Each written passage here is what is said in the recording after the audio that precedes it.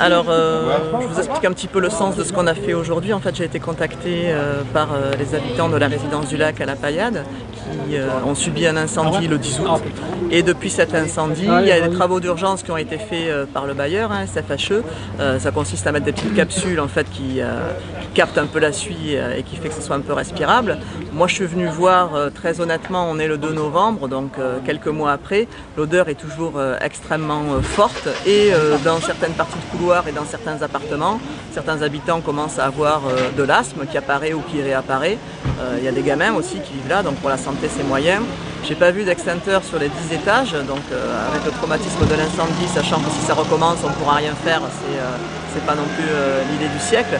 Donc les habitants remercient bien sûr le bailleur d'avoir fait les travaux d'urgence, mais maintenant il faut faire les travaux de fond pour que les gens puissent passer à autre chose et vivre correctement. Il n'y a plus d'isolation, parce que le feu évidemment a mangé le mastic des fenêtres, etc. Donc on met la main, il y a l'air qui passe, il y a la suie qui revient et les problèmes de santé que ça engendre.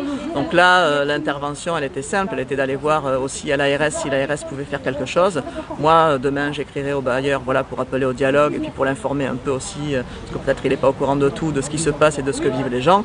L'idée étant que les travaux soient faits rapidement et que le service d'hygiène aussi peut-être de la mairie intervienne éventuellement, on verra. Mais déjà c'est prendre contact avec le bailleur, renouer le dialogue, rassurer les habitants parce qu'on parle d'êtres humains, on ne parle pas de silos, etc. Ce sont des êtres vivants qui vivent là, qui ont été traumatisés par l'incendie, donc qui remercient le bailleur des travaux d'urgence. Mais maintenant il faut faire les travaux de fond parce que l'hiver arrive et qu'on ne peut pas laisser les gens vivre dans cet état-là. Voilà.